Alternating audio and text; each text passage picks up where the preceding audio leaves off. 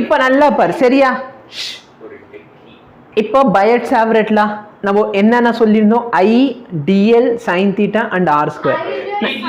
சரியா, நான் இது எல்லாத்தையும் ப்ரூவ் பண்ணி உனக்கு காமிச்சிடுறேன். I வந்து நான் இன்க்ரீஸ் பண்ண அது இன்க்ரீஸ் ஆகுதா, லென்த்தை இன்க்ரீஸ் பண்ண ஒயரோட லென்த்தை இன்க்ரீஸ் பண்ண சேஞ்ச் ஆகுமா, அந்த சைன் தீட்டா அந்த ஆங்கிளை போது கொண்டு நான் உனக்கு காமிக்க ட்ரை பண்ணியிருப்பேன். அடுத்த டிஸ்டன்ஸை சேஞ்ச் பண்ணால் மேக்னெட்டிக் கம்மியாது எல்லாமே உனக்கு இருக்கும் சரியா. எக்ஸ்பெரிமெண்ட்டில் அது காமிச்சிருப்பேன் சரியா.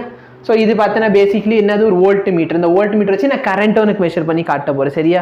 வோல்ட் மீட்டர் இது மல்டிமீட்டர், சாரி வோல்ட் மீட்டர் சொல்லி மல்டிமீட்டர். உனக்கு வேணா வோல்ட் மீட்டர் யூஸ் பண்ணிக்கலாம், அம்மீட்டர் யூஸ் பண்ணிக்கலாம், எப்படி வேணாலும் யூஸ் பண்ணிக்கலாம் சரியா. இல்லை கேல்னோமீட்டரை யூஸ் பண்ணலாம்னு கேட்குற, பண்ண முடியாது. இப்போ நல்லா பாரு, இந்த இடத்துல நான் சுவிட்ச் போட்டோம், நீங்கள் கரண்ட் தெரியுதா உனக்கு, கரண்ட் வந்து 0.45 ஆம்பியர். அதுக்கேற்ற மாதிரி நீ இந்த இடத்துல டிஃப்ளெக்ஷன் பாரு சரியா. சுவிட்ச் ஆன் பண்ண டிஃப்ளெக்ஷன் தெரியுதா, லேசாக ஒரு டிஃப்ளெக்ஷன் மைன்யூட்டா குட்டியுண்டா. எஸ், இதே வந்து நான் இப்போ வந்து கரண்ட்டை வந்து அதிகப்படுத்துகிறப்ப இங்கே பாரு டிஃப்ளெக்ஷன் வந்து தெரியுது எவ்வளோ தூரம் போயிருக்குன்ட்டு. அபியஞ்சல் அடுத்து என்ன பண்ணுவேன், ஒயர் அதிகப்படுத்த போகிறேன். என்னடா இங்கே இங்கே பாடுறா, இந்த இதை பாடுறா, இங்கே டிஃப்ளெக்ட் ஆயிடுச்சா, என்ன டிஃபிகல்ட்டி இவ்வளோதான். இப்போ டிஃப்ளெக்ஷன் ஆயிடுச்சா. இப்போ நான் நெக்ஸ்ட் எதை இன்க்ரீஸ் பண்ணியிருக்கேன் எனக்கு தெரியல, நான் பார்த்தா தான் தெரியும். வோல்டேஜ் இல்லை ஓகே. அங்கே பாரு கரண்ட்டை இன்க்ரீஸ் பண்ணிட்டேன்னா, கரண்ட்டை இன்க்ரீஸ் பண்ணுறப்போ டிஃப்ளெக்ஷனை பாரு. இப்போ பாரு 0.45 ஆம்பியரில் டிஃப்ளெக்ஷன் இவ்வளோ. நான் கரண்ட்டை அதிகப்படுத்தினா மேக்னெட்டிக் ஃபீல்டு அதிகம் கிரியேட் ஆகும், அதானே Biot Savarat Law. ஸோ இங்கே பாரு நான் கரண்ட்டை இன்க்ரீஸ் பண்ணுறேன், டிஃப்ளெக்ஷன் இன்னும் அதிகமாகிடுச்சா.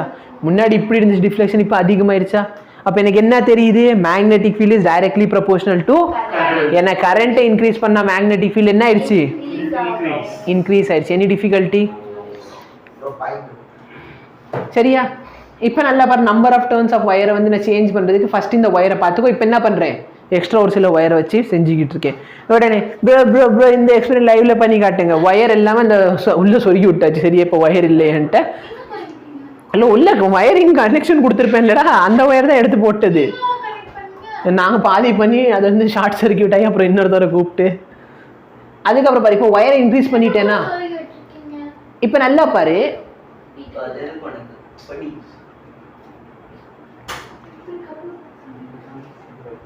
சரி இப்போ பாரு ஒயர் நான் கனெக்ட் பண்ணிட்டேன் சரியா. ஒயரை கனெக்ட் பண்ணப்போ முன்னாடி 45 டிகிரிக்கு லேசாக டிஃப்ளெக்ஷன் இருந்துச்சு. இப்போ பாரு 45 டிகிரிக்கு 45 ஆம்பியருக்கு டிஃப்ளெக்ஷன் அதிகமாகிடுச்சா.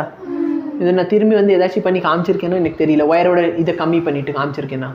எஸ் இங்கே பாரு, இப்போ நான் கம்மியான டேர்ன்ஸில் வச்சுருக்கேன். இதில் வந்து பெரிய டர்ன் இருந்துச்சு, இதில் கம்மி டர்ன். அப்போ நம்பர் ஆஃப் டர்ன்ஸை கம்மி பண்ணால் டிஃப்ளெக்ஷன் கம்மி ஆயிடுச்சா, புரியுதா. எஸ்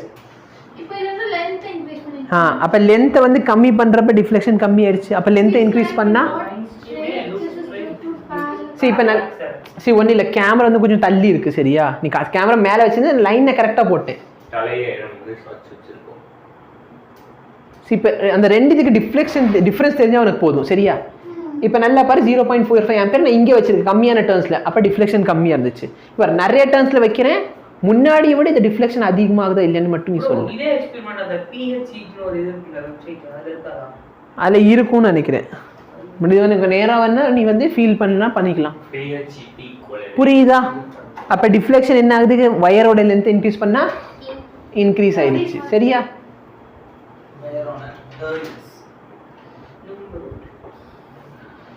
இப்போ பார்த்தோன்னா நான் ஆங்கிளை சேஞ்ச் பண்ண ட்ரை பண்ணுவேன் சரியா.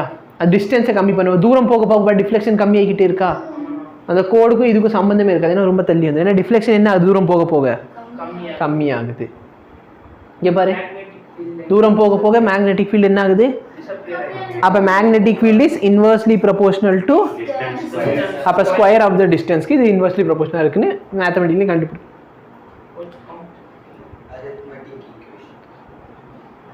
இப்போ நல்லா பாரு, இந்த இடத்துல டேப் போட்டிருக்குது என்னன்னா, இந்த சின்ன எலிமெண்ட் எடுத்திருக்கேன். இது எல்லாமே நான் வீடியோவில் தெளிவாக சொல்லியிருப்பேன் சரியா.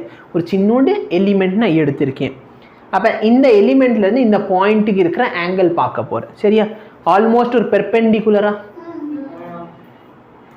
கரெக்டாக. சரி இதோட நார்மல் வெக்டர் இப்படி இருக்க போது இது வந்து அப்போ பர்பெண்டிகுலரா கரெக்டாக இல்லையா.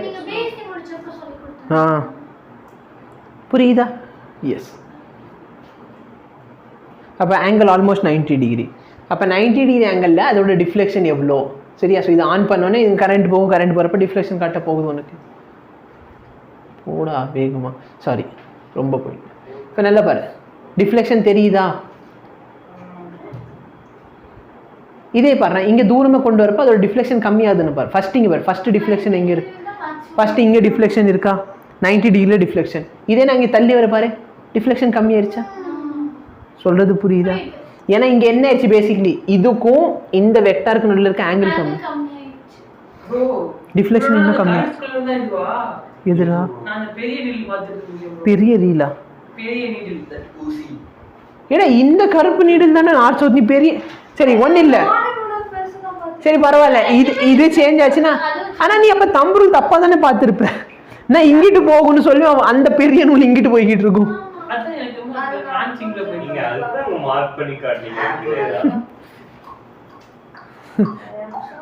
சரி விடு, புரியுதா?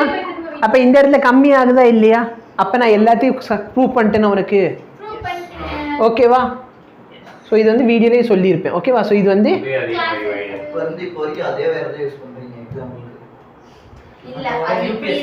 அது இப்படி இருந்துச்சு, இது இப்படி இருந்துச்சு. Very good.